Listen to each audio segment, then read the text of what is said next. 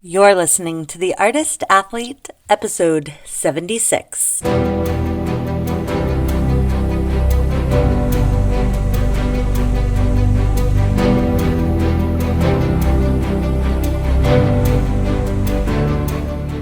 This podcast is dedicated to Circus. It is a place for professionals in the industry to share their stories, viewpoints, and information, and place for outsiders to get sneak peek into this world. Hey friends, fans, and enemies, I'm Shannon McKenna. I'm the host of the Artist Athlete podcast and the founder of theartistathlete.com. Shout out to my Patreons. I have been doing this podcast for over 2 years, and for over 2 years, my Patreons have been pledging small amounts of money each month to help support the podcast so I can bring you terrible Russian accents at the start of the show. If you want to become a Patreon, go to www.patreon.com/theartistathlete. You can give as little as $1 a month. $5 gets you a sticker. If you give $30 a month, I will personally call you up and we'll have a little chat. And I do this so that I can thank you in person, well, as close to in person as we can get, and record a little message for other listeners.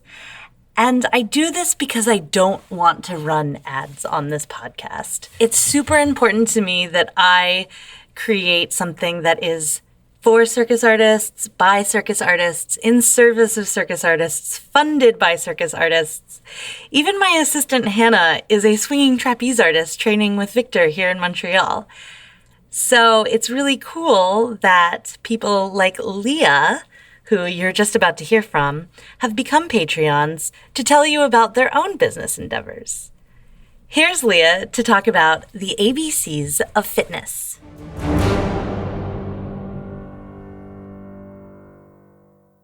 Hi, I'm Leah. I hate conditioning. So I created the ABCs of Fitness, a fun, full program of active flexibility, body weight, and cardio with personal daily check-ins to motivate you wherever you are and whatever discipline you do. Join our next 19-day check-in challenge and slide into my DMs on Instagram at ABCs of Fitness. Come on, business lady Leah. Love it. If you want to hear more about Leah's story, you can actually dig back into the archives of the Artist Athlete podcast. She is on episode 25. 25. That was 50 episodes ago with her acrobatic partner, Etienne McGinley. If you want to be a super fancy Patreon, just like Leah, you can go to patreon.com/theartistathlete and sign up to help out the podcast today.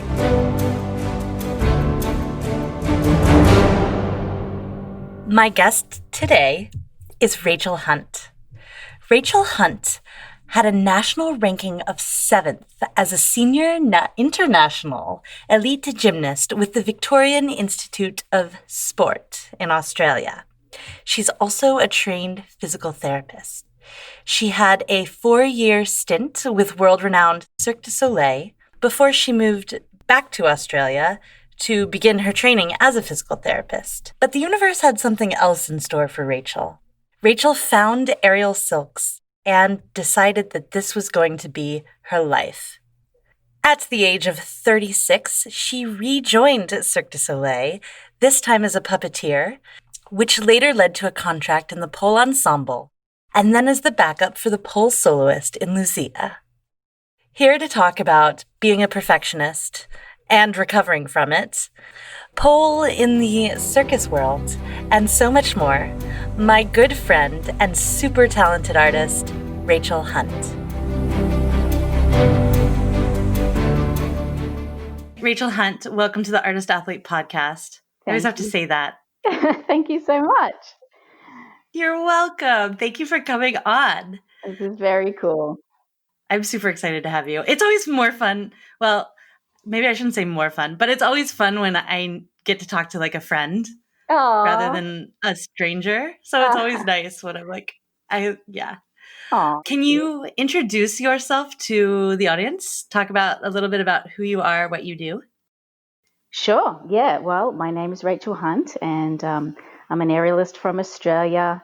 And my background is varied, but the main thing that I think I guess I bring to the industry is a history of being a physiotherapist, being a Cirque performer when I was quite young, having a background in gymnastics, ballet, and then going on to, I guess, become an instructor with a love of developing syllabus, and then sort of delved my way into the wonderful, crazy world of pole dancing, and just became a circus artist really in my late 20s, kind of just by accident, really. I know everyone probably says that, and all of us feel a little bit like frauds sometimes, like where there's some path that you're supposed to follow to become a bona fide circus artist, but I genuinely have had just one of those lives and one of those backgrounds, just multiple different types of trainings and interests, but it sort of brought me back to Cirque last year. So most recently I was performing pole dance and puppetry for Cirque du Soleil show Luzia. Yeah, you have such a cool story because you have that kind of like circular, like most people I know, they start as performers and then they're like, oh, okay, that time in my life is done. And then they go do something else. But you kind of like went in this circular motion back around to performing. Yeah, well, I always felt that way when I sort of started, when my life became about the circus industry. I didn't know it was an industry. I just was lucky enough to have, parents that put me through an amazing gymnastics program, and I was sort of en route for the Olympics. So my life was already strange. I used to go to school about 3 hours a day, and I was training in the morning and in the evening with the Victorian Institute of Sport. So, when I was young, my childhood dreams was, Olympic gymnastics. So I had that training. And then so at the age of 17, when a Cirque du Soleil scout came through Melbourne and, suggested when I was done with Olympic gymnastics that I should probably have a look at auditioning for Cirque, it was just like, oh yeah, cool, let's do that.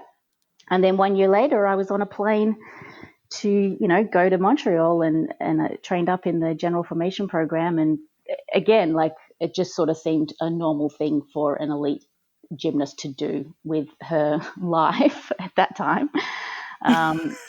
So yeah, my uncomplicated life, title of my autobiography. But yeah, I think. And then what was the first show you were on for Cirque? So I was really lucky to be a part of O at the Bellagio, wow, which is Franco de Grone's first water show experience with Cirque du Soleil and Vegas. At the time that I joined, it was 2000, and I just turned 18, and it was 2003, October. And I say this in a very proud way, and I hope it doesn't come across as arrogant, but it was at the height of what I call the true Cirque. It was at the height where it wasn't even a household name yet. It was really coming into its own. And the show, if you've seen it, is one of the most classic, most beautiful, most loved Cirque du Soleil shows in the world. And it still sells out months in advance in Vegas. So it's a beautiful homage to the theatre, which is sort of something that I also had in my upbringing. My mother was a ballet dancer with the ABC. That stands for the Australian Ballet Company, but also the American Ballet Company. My dad was a triathlete, so I think my path was already chosen. Yeah, in some ways, yeah. So that was my first show, and that was when I truly got hooked to being like, oh, I'm not going back to Muggletown, am I? Crap. It was my life. You're one of us now. One of us. Yeah. That was when I really realized I want to do this forever. And it kind of, the way I explain it to people is that, I actually wasn't terribly competitive, and I really wasn't built for the Olympic gymnastics journey and lifestyle, but it gave me so many amazing tools that it also just helped me discover that what I really wanted to do was perform. But in gymnastics, the only opportunity you have to perform is competitions. So I became a competitive gymnast, but I really had not zero drive. I wanted to go to the Olympics like every little girl, but I wasn't devastated when I didn't, because it was all worth it, because it helped me discover my love of performing. You said that the tools you learned in gymnastics kind of helped you set you up as a performer. And I'm interested to know, like, aside from the obvious physical tools that you got, strength, coordination, all of that good stuff, Yeah. what other tools did you get from that trajectory? I think it definitely gave me a lifelong complex with perfectionism. But any kind of Debatable if this is a tool or a crippling defect, but yeah, a little bit of both. I sometimes introduce myself as a recovering perfectionist because it's not helpful in the realm of performing. But no, it gives you, I think, that psychological edge, that mental discipline. I mean, I look back now at the way I spent my childhood. A lot of people often ask me, like, oh, do you feel like you missed out? We weren't allowed to go, for example, participate in any physical education stuff at school, no camps. We trained 40 hours a week. And they say, oh, you lost your childhood or something. And I'm like, no, I feel like I had an extraordinary childhood. I had access to so many inspirational teachers. And yeah, of course, there's the anatomical, physiological development that as you know, once you get into circus, being an acrobat or a gymnast is one of the advantages. It's not the only thing you need to have, but it's a really important building block. No, it just gave me a love of movement and an appreciation for what can be achieved over time with consistent effort. And also the hard lesson that you can spend your life or your younger years working towards a goal such as the Olympics and not make it. And how do you deal with that? How do you recover from that? It's a huge issue for elite athletes today to transition into the real world after spending such a long time focusing on one little pot of gold. But I'm grateful for it because one of my little sayings is nothing is wasted. And I think everything you do in your life, whether it's a total fail or, a mild success, if you are committed to learning from things, which I try to be, absolutely nothing's wasted. So, I didn't get to the Olympics. I was about 13th in the country in the year of the Olympics. I got to go. I got to watch a lot of my friends in the team compete. So, I have no regrets. Elite sport can definitely have detrimental effects. If you look, they're there. I'm so interested. I always wonder about, like, of those people who make it to the Olympics or any of that, like, what they do 20 years later. Like, do you know how many of your friends are still involved in movement or any, like, performing arts or gymnastics? Do most of them coach? Well, actually, so Mark Carlton was my coach as a gymnast, and he went on to coach the Australian aerial skiing team. And cool. He actually was I think he was like one of those, like not a scout, but I guess at the time that I did my audition in Melbourne, he was a talent scout, or a talent partner, as they call them now. People all around the world, who refer people up to Cirque. But there's a whole mix, and he worked for Cirque for many years after that as a consultant. There's a whole myriad of different paths that my friends took. Some of us ended up in Cirque, a few other people. I think at the time it was sort of me and one other girl from my cohort that got there somehow. But then other people, went on to do another sport and do another Olympic Games. Like all my friends were massive, stupid high achievers. Sure.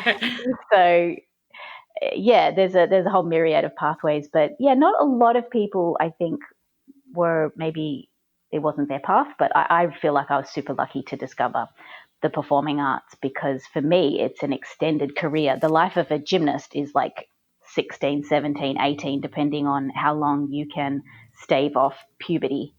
Basically.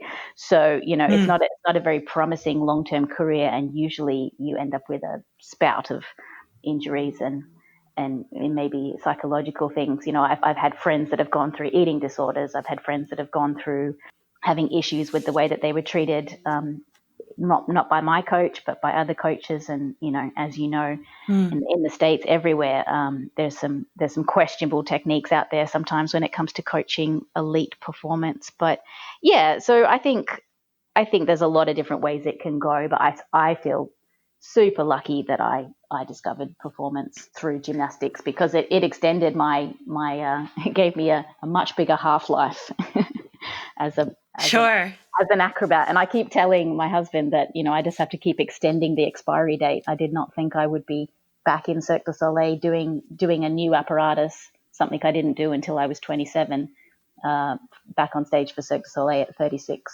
at the ripe old age. The ripe old age of 36, yes. It's such a funny industry because that sounds so old, even though in the whole world, yeah, we're young people, I'm 33 and it's yeah. I And feel like a grandma. It's a source of pride though for me. And I don't like it when people say oh, stop it, you're not old. It's like, trust me, if you'd done what I've done with my body for 30 years, since the age of 6 or 7, you'd feel old. But in the same token, it keeps you young. I really want to talk about your pole dancing, because I feel like something that's really interesting about you is, as you talked about this, moving a new apparatus to Cirque, which is pole. And I feel like it's such an interesting discipline kind of in the world, how it's perceived, all of that. But before we get into all that, I'm just curious about what was the jump like to go from Cirque to being a physio? Was that an attempt to go back to the Muggle world? Yeah, at the time. So I left Vegas in late 2006. And at the time, I was just at that point in my life where I was 23, or almost 23, and I realized I wanted to study in some course of medicine, but I didn't. I was thinking about starting physical therapy study in the States and looking at what that might mean, but the degree doesn't transfer. So I always knew I would end up back in Australia. And so for me, my first decision to leave Cirque was I remember saying when I got up in front of the cast, you have to give your farewell speech. I remember saying, this is probably going to be, the last line of my obituary. This is probably going to be the coolest thing I ever did, but just because it's the coolest thing I've ever done, it doesn't mean I should stay here forever. And I was sort of moved by a lot of my friends who really encouraged me that I had more to achieve. And I felt so almost guilty in a way because, for most circus artists, Cirque du Soleil is well, I don't know if it's still considered this, but it's seen as the pinnacle, the end result of a tough career. The 9 to 5 of Circus is what they kind of call it jokingly, because it's steady work, it's consistent, it's good conditions, it's a high quality production, so it's really well sought after. And here I am at the age of 22 and a half saying been there, done that, Cirque du Soleil. I kind of felt really, is that all there is? Have I already done it? The biggest thing that there is to do. And I'm so glad that I moved on and came home. And those 4 years after coming home from Cirque du Soleil were probably the 4 hardest years of my life. Yeah, I got into physiotherapy here in Melbourne at La Trobe University, which is a great university. I didn't quite get the mark, but because I was I think at that time at the end, you needed a 96. So it's sort of up there with medicine in Australia. So I was so lucky to get the chance to study it because I didn't get the score, but because I was a mature age student and with my, I got a reference letter from Cirque du Soleil to say I was interested in the body and anatomy and physical performance. And, at that time, I thought I wanted to become a sports physiotherapist because that was the logical progression from my life experience up until that point. Sure.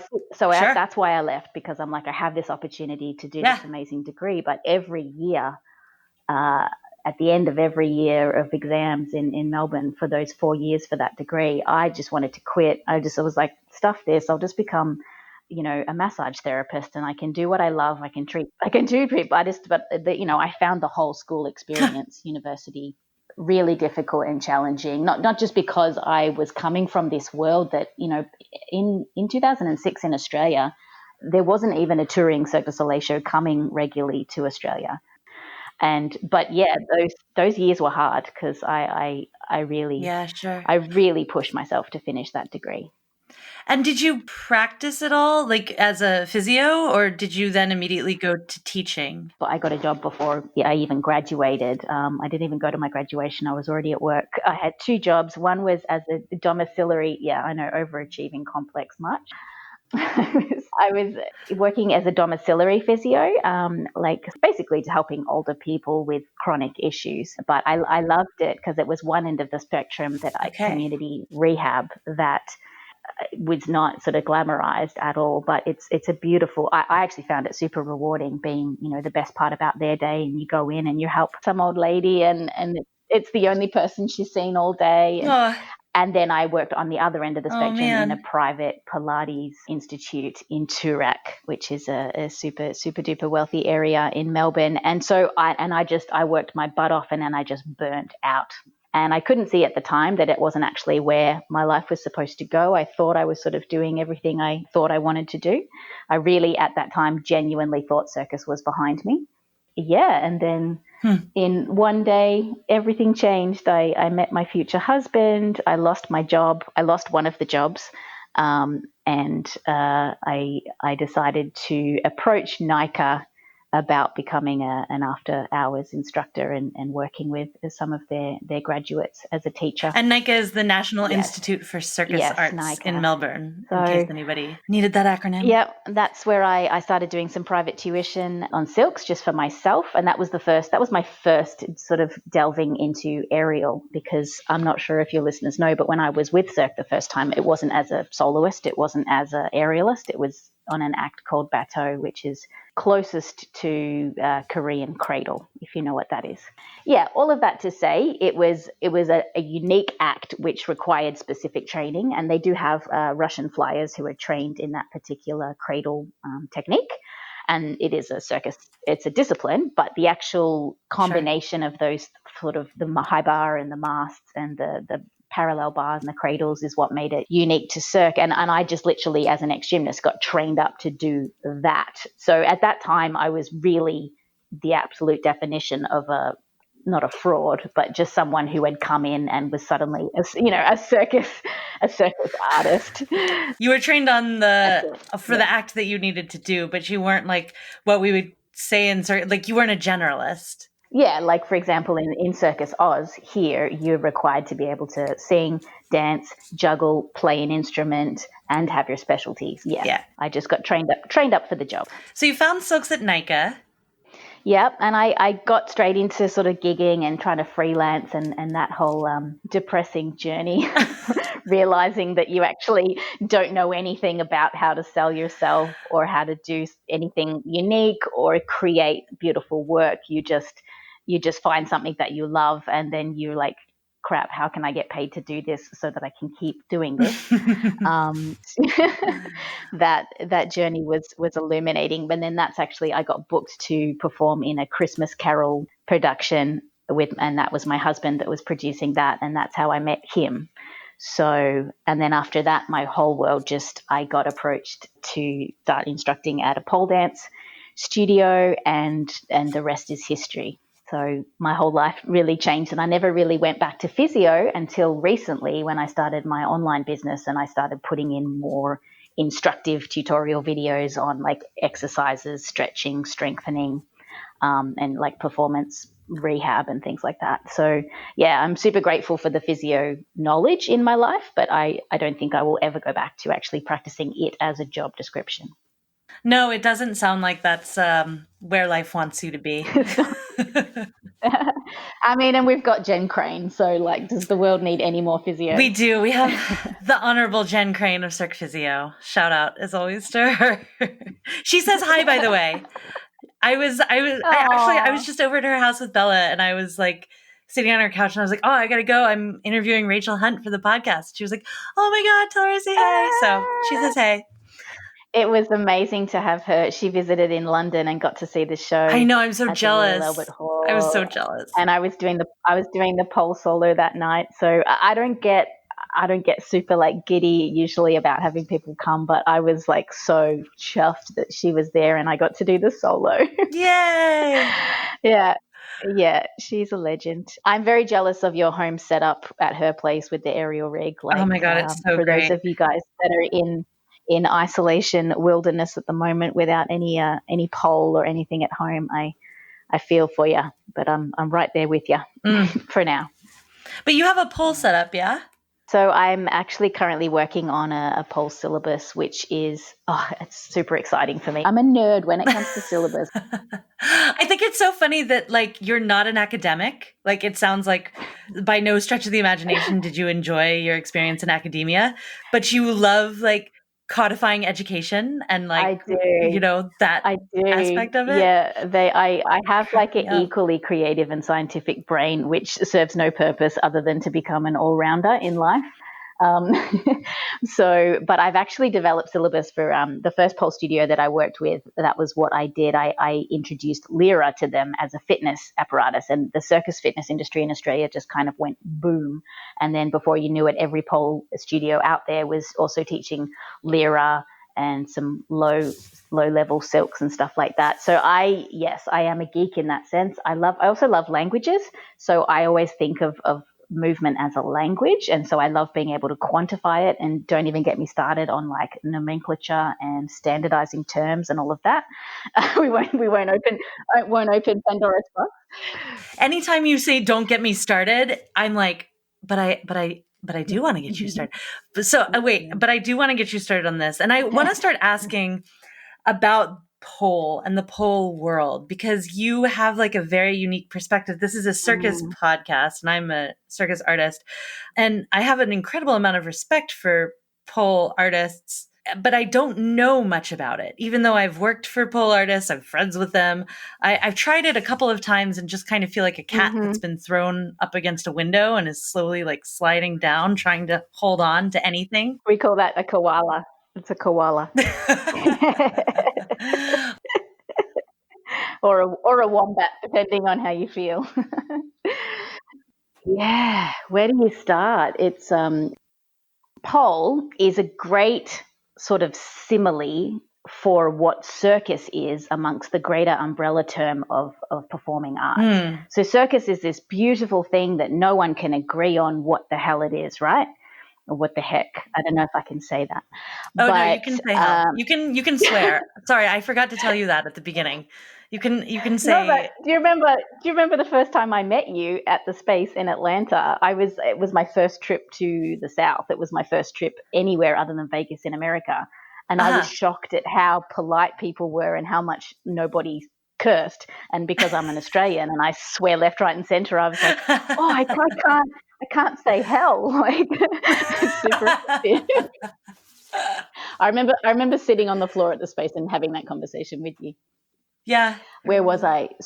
You were saying pole is a simile for circus in the greater performing world.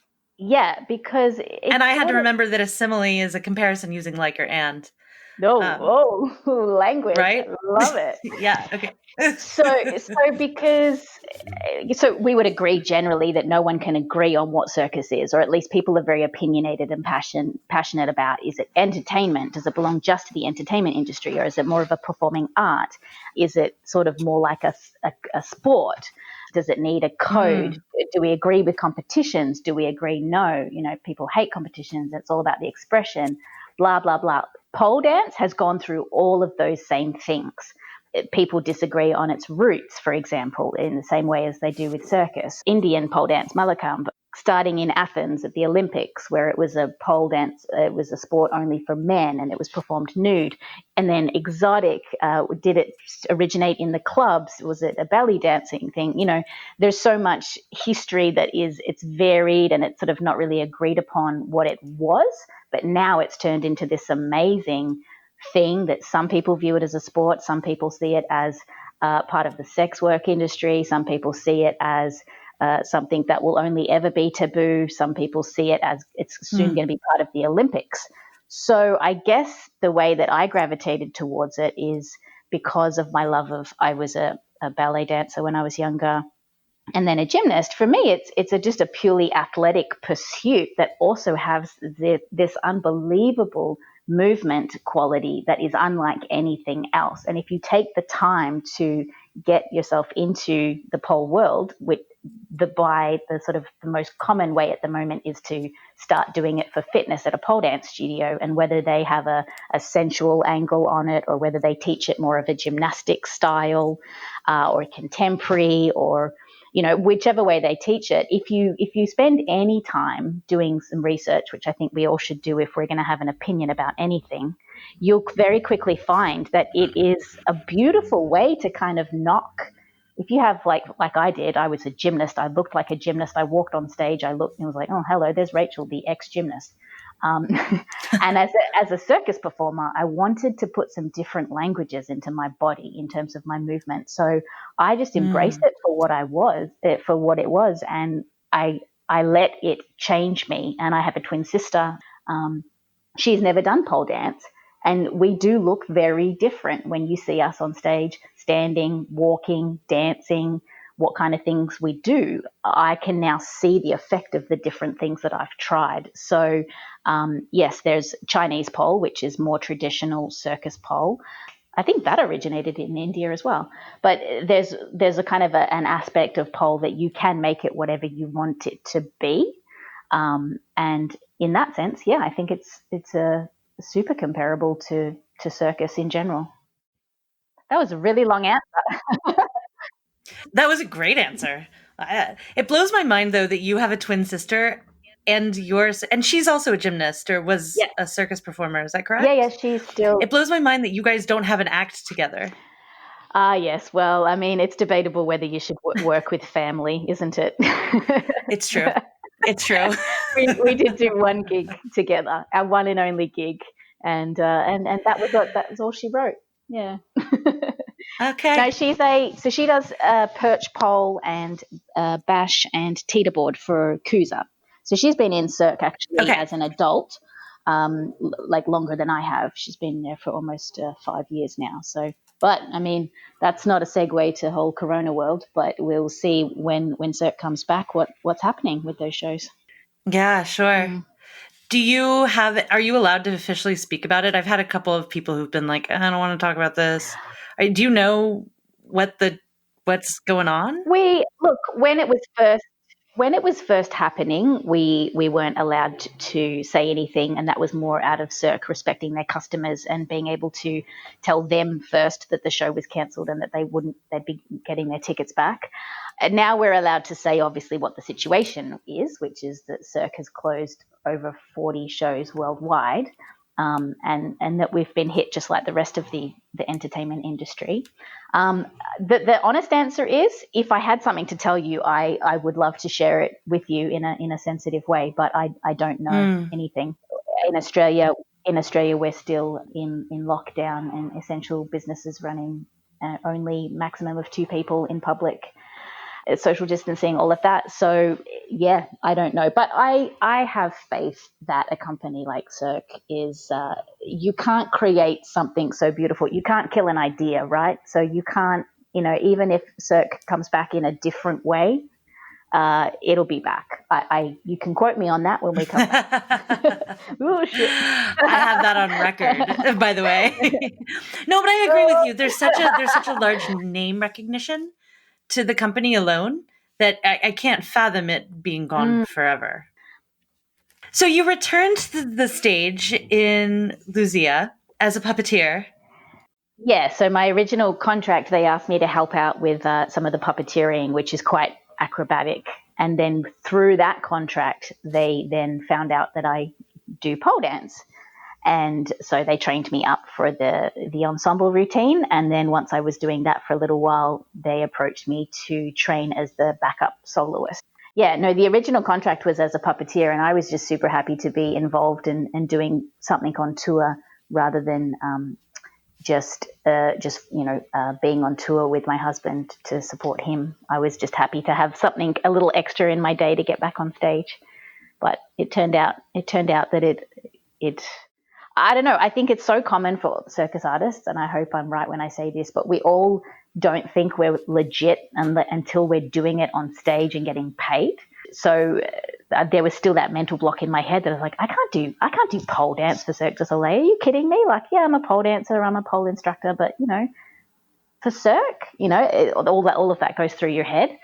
Once you're doing something and you're out there, it's you choose the level of excellence that you want to achieve it. And Cirque is a really cool company in that sense that you should never, and I think I had this conversation with you once with sending your stuff in to apply. It's like, let them decide what they want and if they want you.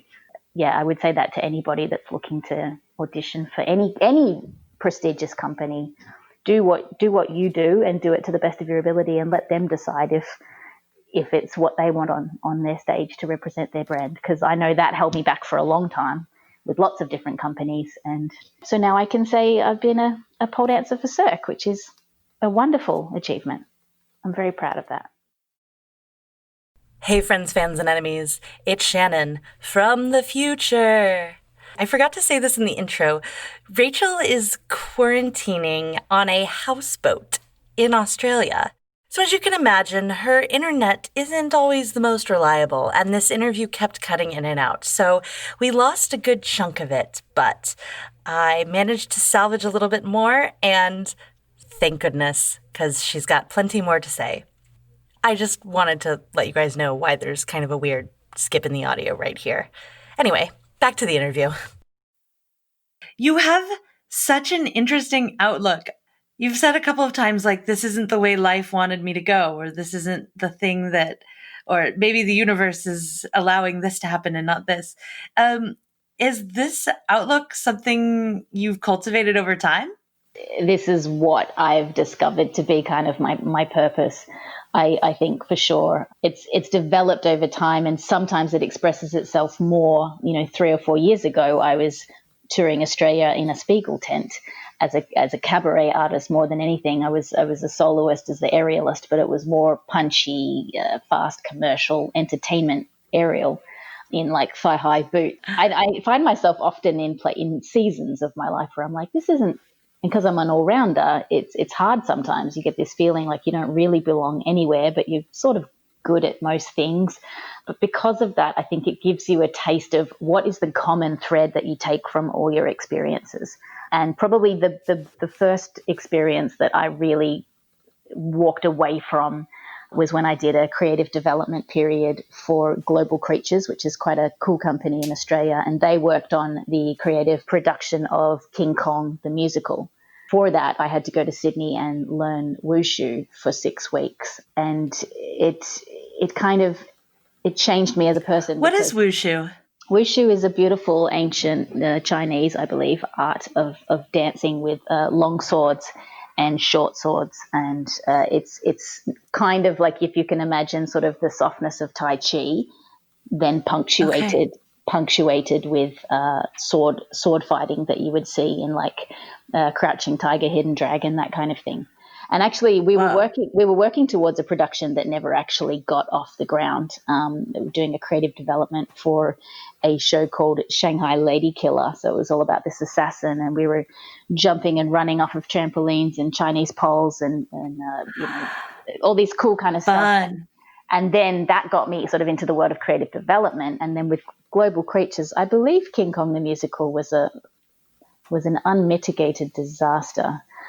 But there's nothing is lost, nothing is wasted. You learn so much from failure, and I'm really preaching to myself more than anybody, because I have to continue to remind myself to keep failing, keep trying new things, keep sucking at stuff, because the more you do that, the more you'll find your common thread of what resonates for you. And for me, the sort of continuing themes that seem to pop up is the language of movement, the fact that everything is a language.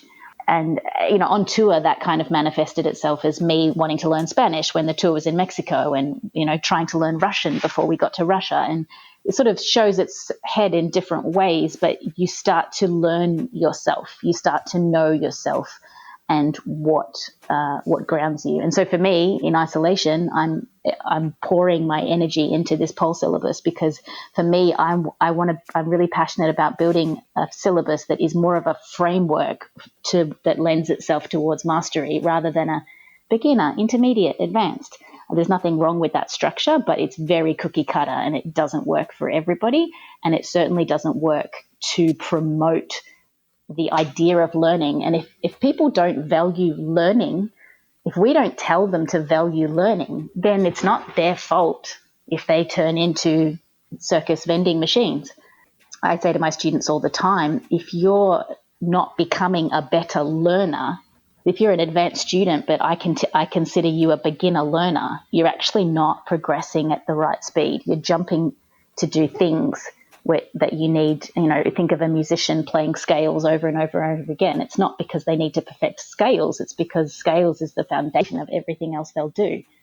And so, with learning, if someone doesn't value the process of learning, I try to figure that out pretty quickly. And then I will, of course, cater my class to what they want. The customer is always right, but only to a point, because that won't be fulfilling work for me as a teacher. And being a teacher is a completely humbling profession, because you basically just figure out that everybody you teach is teaching you. Like, I learn constantly from my students.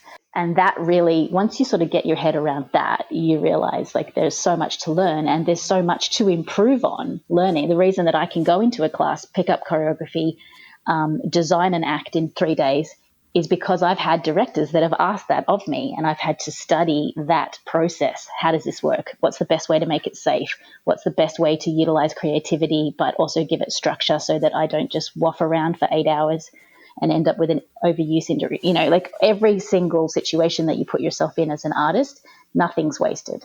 I love that. Yeah, thank you. I'm very nervous about our sound quality because it's going so well right now. So I'm going to ask you the final question. Yay. So that we have an ending to this fucking interview. And then I might ask you more questions. What advice would you give to yourself at the beginning of your career? And you can qualify career however you want. Honestly, fail more. It seems so, it's sort of obvious, and it's not easy to do.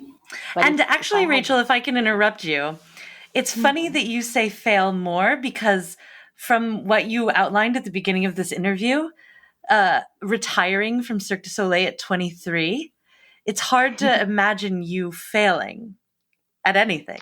I know that's from the outside. Of course, it always looks this way, but I just have to say that's great, because you've actually helped me reframe my answer. So two things. My answer is twofold. First of all, I would have said, define what success means for you.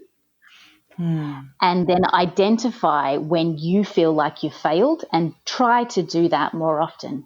So, yeah, I failed to go to the Olympics and represent Australia at the Olympics, but I succeeded at being committed to that goal and seeing that through. I failed to enjoy physiotherapy as a profession, but I succeeded at, committing to finish the degree. And I'm not trying to say that they're different sides of the same coin. You can always look at an experience and find some way that you failed and some way that you succeeded. But I think if you, like for me, looking stupid, I see that as failing, which is ridiculous, because you need to look stupid. And sometimes you might just always look stupid doing, I sometimes think I just look so stupid doing hip hop, but I love it and I enjoy it, and it has taught me things.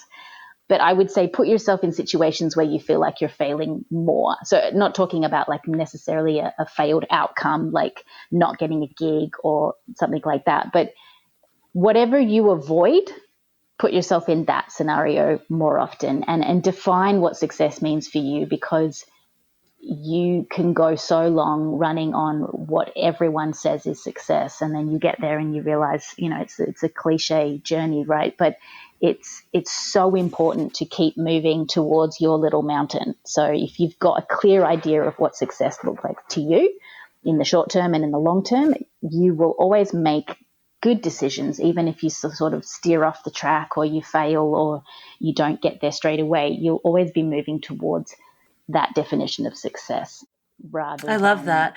I also love what you talk about kind of defining failure. I'd never thought about yeah. it that way before. Like the idea of defining success and understanding what success means personally for you, Mhm. so obviously seems like subjective, but failure seems like this objective thing. But if you Well, think about it, like I don't really mind looking stupid, you know, that, exactly. but I So have that's the other things difference. that make me feel like a failure, you know? So for an introvert, for example, maybe not being on Instagram for a month, it's not going to feel like such a failure for an introvert.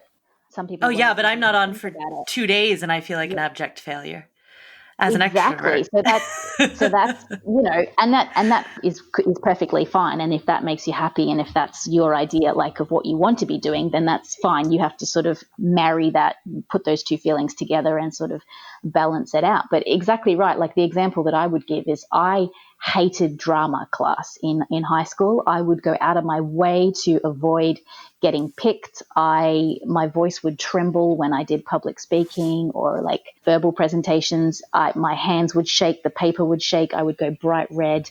I hated drama games. There was nothing fun about drama for me. And I've turned out to be this teacher who constantly gets up and speaks in front of people, does voice to camera stuff for my stories on Instagram, has an online platform that's got tons of videos where I'm speaking to the camera. And in my day job, I'm performing on stage for thousands of people. So the irony, Go the figure. irony.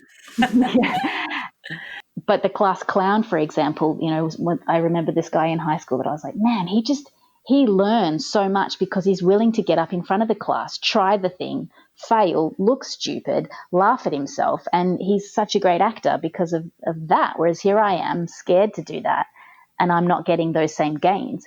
But for him, being vulnerable with a friend or something else might have been failure, or letting people see that he wasn't happy, or. So yeah, I think I only really just thought about it since you made me kind of reframe my answer, because you're right, defining success is super important, and it's been said. But putting yourself out of your comfort zone, yes, it's also been said. But defining what it is that you avoid because it feels like failure to you, and just do it more. Don't wait until you're 36 and you realize that no one cares if you look stupid, because they're too busy worrying about themselves looking stupid. Rachel, thank you so much. This has been incredibly inspiring. Oh, thank you. This has been a real pleasure. I love talking to you. I can wax lyrical about all this kind of stuff for days. So thank you for having me.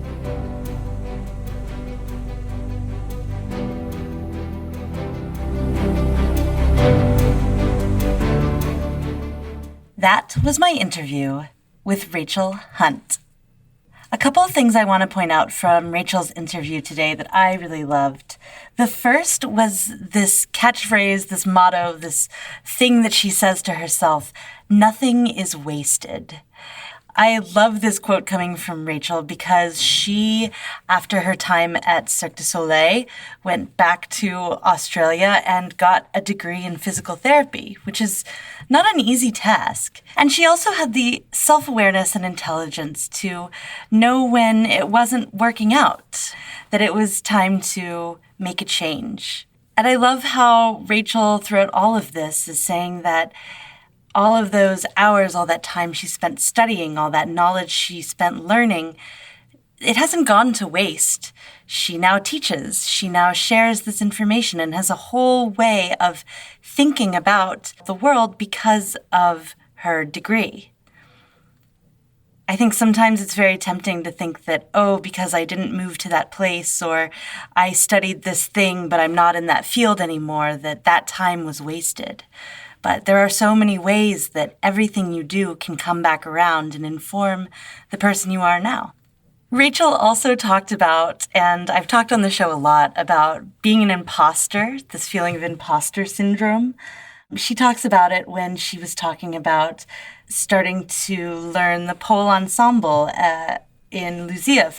She says that she didn't think she was really a professional or a credible pole artist because she had never been paid for it before. And the advice that she gave herself and she's given me and I want to give you now is it's not your job to decide if you deserve it or not. Leave that to someone else. Take your time to be involved in the process, to be engaged with what you love, and let the people whose job it is to cast you. There's no plaque that you'll get at any time saying that you are a legitimate circus artist, you're a legitimate pole artist, you're a legitimate human being. You just have to know that you are, or not even care about the label and do what you do. The last point I want to discuss that Rachel brought up, and she talked about this in her advice to herself, was to define failure and go towards it. And I love this. This is such a fresh way of thinking about embracing your fears and a really actionable and specific way to go towards it. Understanding what failure means to you is kind of a way of reverse engineering a discovery into what your fears are. So if you think you're failing when you look stupid in front of other people, then you could understand why a fear would be public speaking or taking an acting class and going more towards that direction. Especially at the beginning of your career, that's the time to really, I think what Rachel's saying is, really try different things and hone those skills that you never know when you're going to need later. And you will need them, because remember, nothing is wasted. If you want to find Rachel Hunt on Instagram, she is at Aerial Canvas, all one word. She has a really great subscription-based website. I think it's still up. It's called Aerial Canvas as well. You can find out if it's still up or not by going to aerialcanvas.com.au. I don't know if it really matters if you put the AU behind it or not, but go for it. Why not? For training tips and aerial inspiration, you can follow me on Instagram. I'm at _artist_athlete. I'm on Facebook, The Artist Athlete. My website is theartistathlete.com. And if you love what you're listening to today, go to patreon.com/theartistathlete and sign up to become a Patreon. To make sure you catch every single episode of the Artist Athlete podcast, they're weekly, friends, fans, and enemies. You can subscribe on wherever you get your podcasts and leave a rating and review as well. It really helps me out. Thanks for listening. Talk at you next week. The Artist Athlete podcast is supported solely by donations from people like you. Here's what some of those people have to say. Hi, I'm Leah. I hate conditioning. So I created the ABCs of Fitness, a fun, full program of active flexibility, body weight, and cardio with personal daily check-ins to motivate you wherever you are and whatever discipline you do. Join our next 19-day check-in challenge and slide into my DMs on Instagram at ABCs of Fitness. Aloha! My name is Beth Russell, and I live on the beautiful island of Maui, Hawaii. I am an aerial artist and movement instructor specializing in chakra yoga to keep me balanced and grounded. I play with silks, trapeze, lyra, rope, acro, aerial yoga and dance, slacklining, pole, bungee, and climbing. Really anything that goes up and allows me to explore 3D space. You can find my dedicated aerial page on Instagram at Maui Aerialist. If you find yourself coming to Maui, let's play. Hey there, friends, fans, and enemies. This is Chris Alston, Patreon of the Artist Athlete podcast, straps artist and lyra performer and acrobat out of Greenville, South Carolina. So if you're ever passing through, make sure to stop in and see me and my friends. We have a wonderful space, and we'd love to see you. Hi, my name is Erica Lee. I'm from St. Louis, Missouri, and I'm an aerialist. I teach performing arts to elementary school during the day and do pole and slings and ropes by night. I really like the Artist Athlete podcast because it gives me a lot of circus goals to look forward to. It gives me a lot of insight on what's going on around the world in circus, and that's why I'm Patreon. Hello all. Thank you for tuning in to the Artist Athlete podcast. I am Opal Schwartz from Minneapolis, Minnesota. If you're ever in the cities, feel free to stop by the Aviary Minneapolis. It's a great time. With that, I hope you all have a wonderful rest of your week, and goodbye. Hey there, artists and athletes. This is Andy Smith, owner and artistic director at Saltaire Circus School in Jacksonville Beach, Florida. And I want to thank you for contributing to the Artist Athlete podcast. If you ever find yourself down in Florida, come check us out. Whether you're an artist, athlete, or someone ordinary just looking to be extraordinary, we got a place for you.